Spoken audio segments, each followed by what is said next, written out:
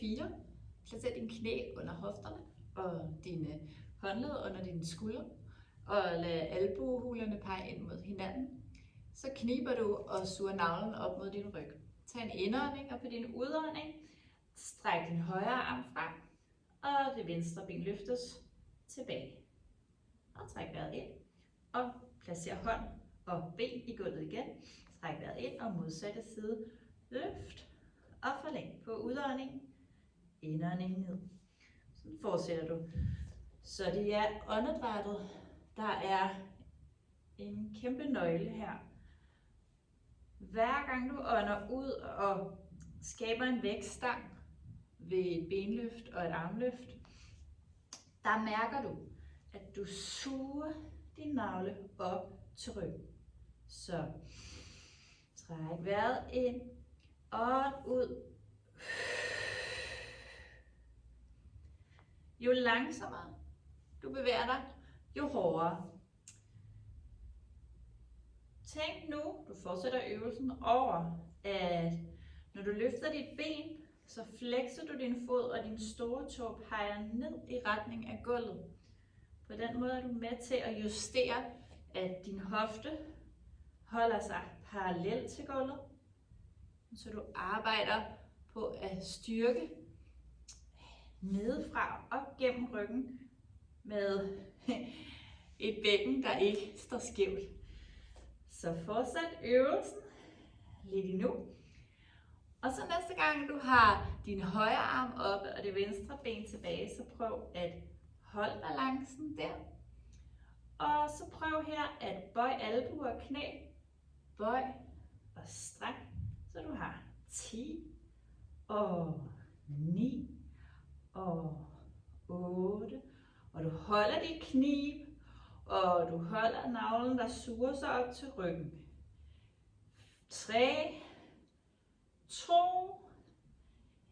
1 og sænk ned.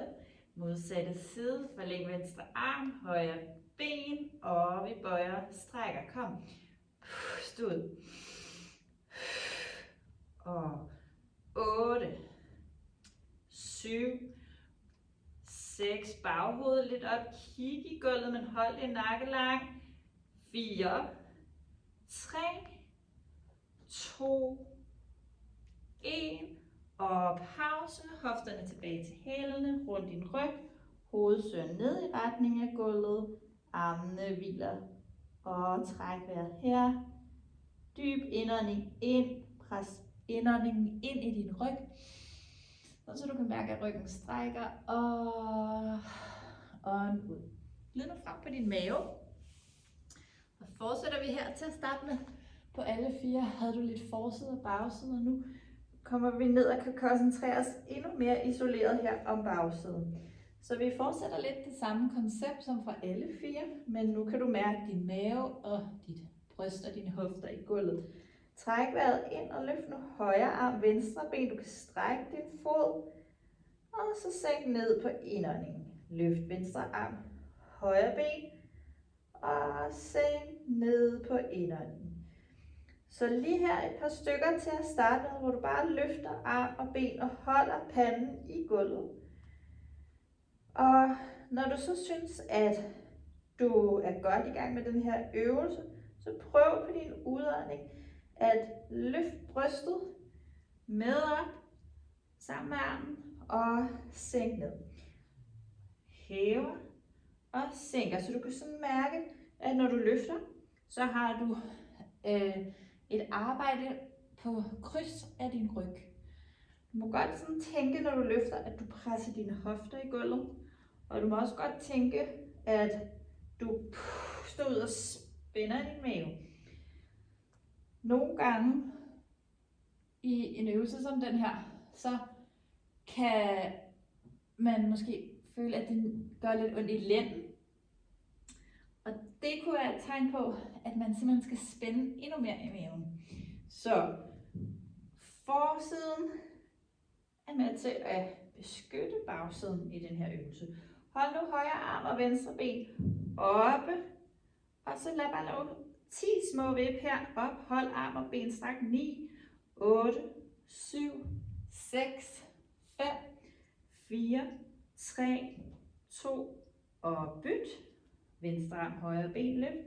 10, 9, 8, 7, 6, 5, 4, 3, 2 og sænk ned. Og så lige tage dine arme ned langs hver side af kroppen, så håndfladerne peger op.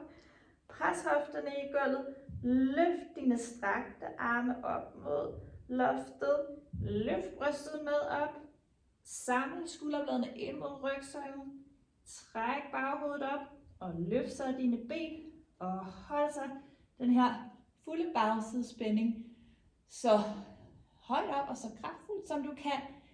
Og tag 3 dybe åndedræt her.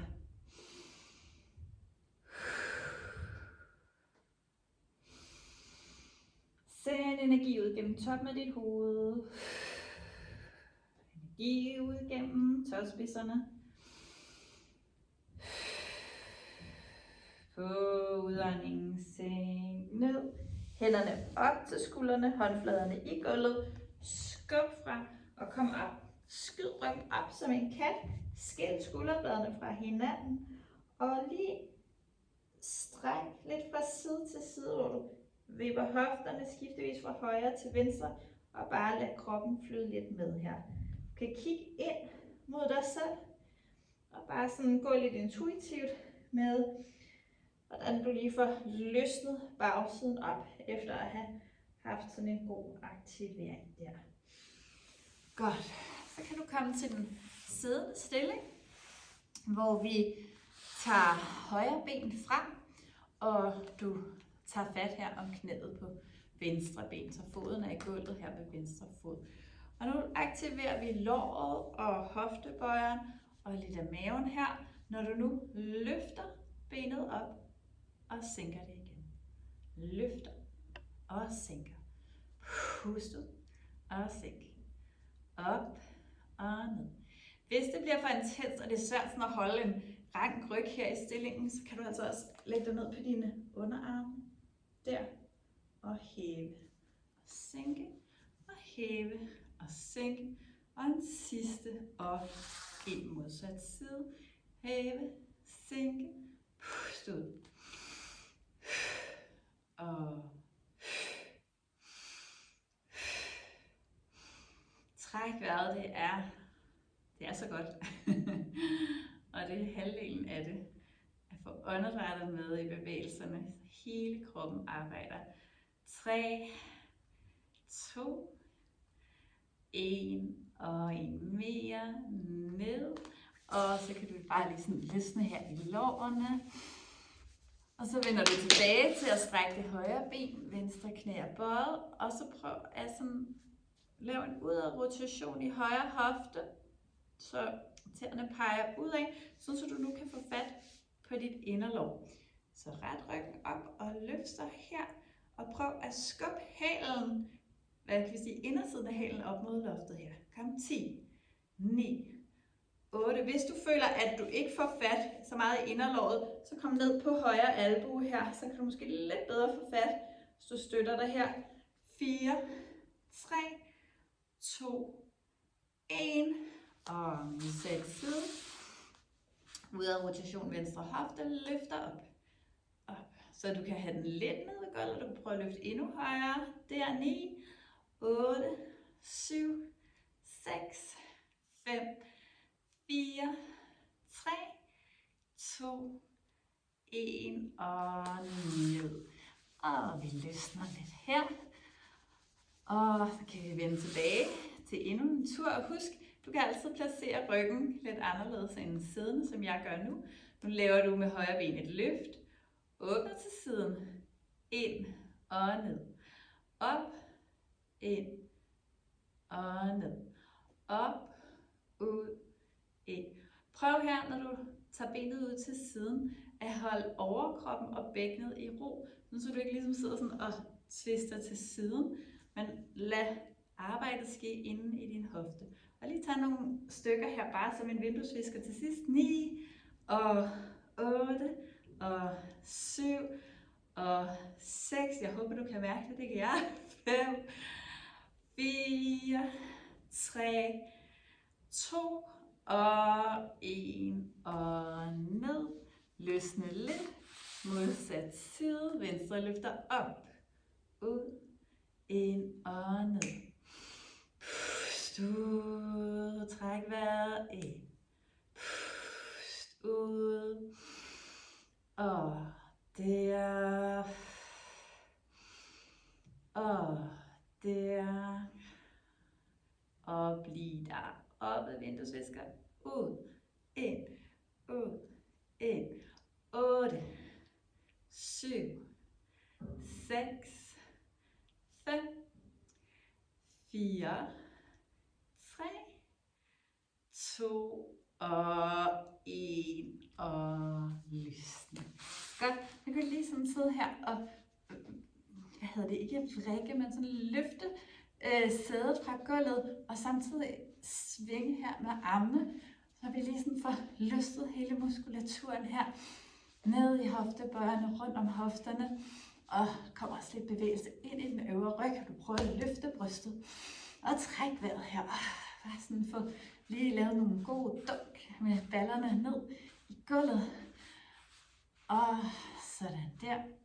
Og så prøv her at åbne dine arme ud, og lad os aktivere lidt i vores center ved at samle hænderne her under benene og ned. Pust ud. Prøv lige at gå lidt fra siden her. Så hvis nu jeg går tilbage der, og så samler brystet op til knæet og ned. Pust ud. Og der. Så hvis du mærker, at det her går i din ryg på en forkert måde, så prøv at holde dig mere oprejst, og lad bevægelsen ske lidt mere ned i hoften. Hvis du føler, at det er okay, spænder godt op i maven her, så få nogle mavebøjninger med, hvor du får lænet lidt mere tilbage. Måske kommer helt ned og ligge. Måske kan du ikke nå det, men alligevel. 10 og 9 og 8, 7, 6, pust ud ved hvert løft, 5, 4, 3, 2 og 1. Yes. Nu kan lige gå med brystet op. Kigge op i luften. Træk vejret ind. Godt.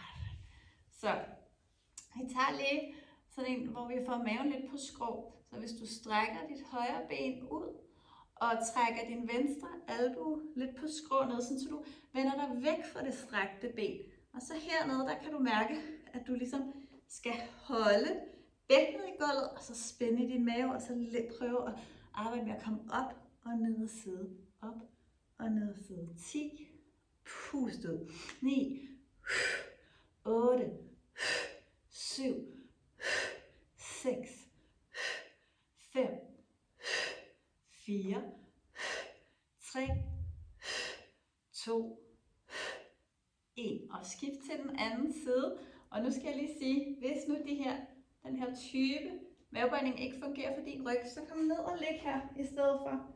Og løft op, samtidig med at du løfter et lille vip op i dit ben. Så tager du den i stedet for.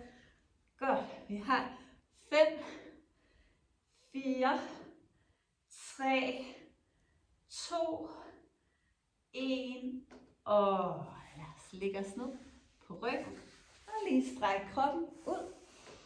Træk vejret. Godt. Armene kommer ned langs siden, håndfladerne i gulvet. Og lad os tage fødderne, begge fødder op i luften, flekse fødderne, knib, sug dine navle ned mod ryggen. Og aktiver nu din nederste mavemuskel lige over dine kønsben ved at lave sådan et lille skub op mod loftet, så hofterne løfter sig en lille smule. Og så pust ud ved hvert løft. Du kan selv justere tempoet her. Måske vil du arbejde hurtigere, måske langsommere, måske vil du løfte højere. Du kan lege lidt med det. Mærk efter, hvad der føles godt. Din overkrop er i gulvet. Hvis du føler for det nu, så tag hænderne, flet dem bag hovedet og løft overkroppen op. Kan du ligge her og kigge op mod loftet, åbne albuerne ud til siden og lige tage 10, 9, 8, 7, 6, 5, 4, 3, 2, 1. Bøj nu dine ben, stræk det ene eller andet været bøjet, og lad albuen komme på kryds op til modsatte knæ. Pust ud og skift. Pust ud. Kom. 10, 9, 8, 7, 6, 5, 4, 3, 2, 1. Fødderne i, armene over hovedet. Stræk dig ud. Dyb indånding. Armene kommer ned langs siden af kroppen. Du sætter dine fødder i gulvet. Nu aktiverer vi bagsiden om ved ballerne og støtter vores bækken og vores nedre ryg. Knib, vip dit bækken, skub hofterne op, så du nu ligger i en skulderbro. Og nu når du er heroppe, så prøv at samle knæene, så kan du mærke, at inderlårene aktiverer sig, og så ruller du ned, hvirvel for hvirvel. Lænden kommer i gulvet, og hofterne kommer i gulvet, og du slipper og åbner knæene op igen. Og du tager øvelsen igen. Knib, vip bækkenet og skub op. Og samle knæene på toppen. Prøv at holde dem samlet hele vejen ned. Hvirvel for hvirvel i gulvet og åbner igen. Ruller op. Samler sammen. Ruller ned. Åbner op. En gang til. Op. Træk sammen. Og prøv at holde knæene sammen nu, når du er nede her. Og så prøv at løfte bækkenet op med samlet knæ så højt du kan. Når du så højt du kan, åbne op og skub hofterne endnu højere op. Og ud og rulle ned. Væv for væv. Lænden kommer i gulvet, hoften kommer i gulvet. Et slip, og så igen. Samle knæene, knib, vip bækkenet og skub op. Åbn knæene ud til siden og rulle ned. Fortsæt øvelsen i dit eget tempo. Mærk, hvordan at du ligesom får samlet energien omkring roden af kroppen her. Og så åbner op, men med kraft på bagsiden. Og så slipper ned, ned, ned, ned, ned. Sidste runde. Og åbner. Og sænker. Ned, arme og ben i vejret, og nu ryster du. Og du skal ryste sådan seriøst som en øvelse, sådan så du kan mærke, at du løsner hånden og fodled, du løsner læge, lår.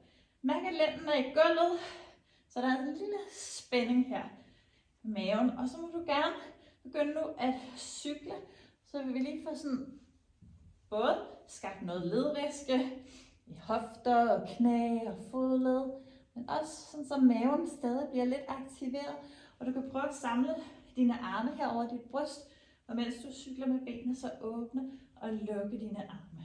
Yes. Så ligesom jo længere du strækker dine ben væk fra dig og ned mod gulvet, jo mere udfordrer du stillingen. Så bliv ved lidt endnu. Pust ud. Og træk vejret. Og lad nu armene blive ud til siden. Put håndfladerne i gulvet. Du cykler stadig. Holder stadig lænden i gulvet. Nu skal vi cykler rundt i et hårnålesving, så du kommer ligesom ud og ligger dig på den ene side her på hoften. Og så cykler du ud til siden, men prøv at lade begge skuldre blive i gulvet, selvom du cykler herude. Træk vejret og kom ind over midten og over til den anden side. Så meget justerbar øvelse. Du ligger og slår sving til den ene og den anden side. Du koncentrerer dig om, at dine skuldre bliver i gulvet. Og det er dit center, der skal holde benene her, når de er ude til siden. Så hold godt fat. Og bliv ved lidt endnu. Fra højre til venstre. Lad os blive ved. 10, 9, 8, 7, 6, 5, 4, 3, 2 og slut med det. Bag på baglårene. Vip op til siddende stilling. Om på alle fire. Og lige lav et svej af ryggen. Kig op. Og lav en ko-kat, et rund og et svej. Lige så stille. Lige få løsnet, også hvis der bliver spændt op, og nogle gange det lige sætter sig lidt et sted. Så prøv bare lige at få løsnet med åndedræt og med nogle bløde, bølgende bevægelser. Og lad os så lige få fat i vores arme. Det kunne være igen en placering sådan af håndfladen under skulderen. Og så prøv her at sænke dine underarme ned i gulvet. Og så prøv at komme fra dine underarme frem i sådan en armbøjning ned ved gulvet og skub op. Så det vil sige, underarmene går i, og så herfra prøver du at skubbe frem, op, så ned og frem. Og bliv ved med det. Hvis den ikke fungerer, så prøv i stedet for bare lige at bøje dine albuer en lille smule. Og så stå her og vip, vip, vip, vip. Sådan så du laver nogle små bøj i albuerne. Små bøj i albuerne eller underarmene til gulvet. Frem til armbøjning. Skub op. Så hvad enten for en du laver, bliv ved 10 og 9 og 8 og 7 og 6 og 5, 4, 3, 2, 1 og kom tilbage. Rul dine skuldre. Du kan sidde på knæ som mig, eller bare sætte på numsen. Rul skuldrene. Og lige løsne. Så nu har vi arbejdet for centret, for ryggen, for forsiden, for armene. Og så løsner du lige også i twist her. Jeg har arbejdet indersiden af lårene, forsiden. Og måske kunne vi godt lige afslutningsvis tage lårene her på siden. Så det kunne være rart egentlig at have en pude.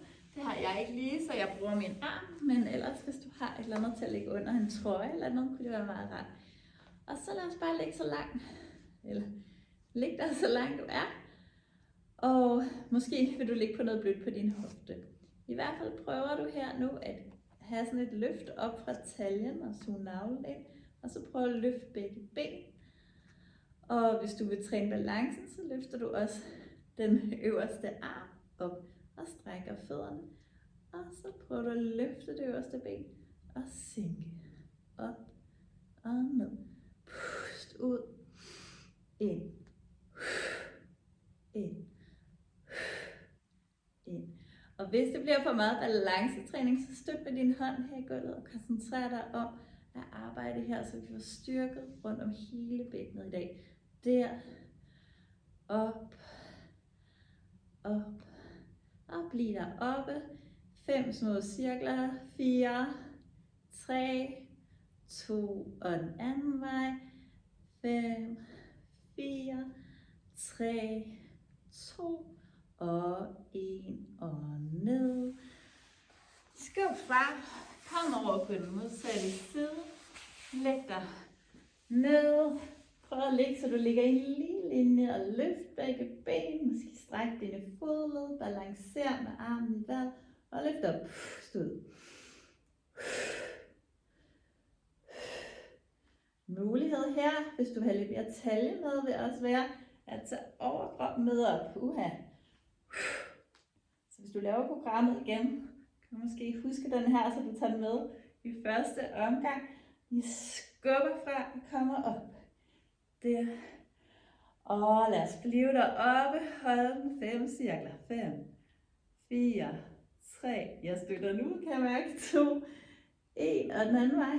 5, 4, 3, 2, 1 og ned. Og lige læg dig på maven. Gyng hofterne. Slip lidt her. Træk vejret ned i din mave, så du kan mærke, at den skubber ned i gulvet, og så flad ud. Godt arbejde.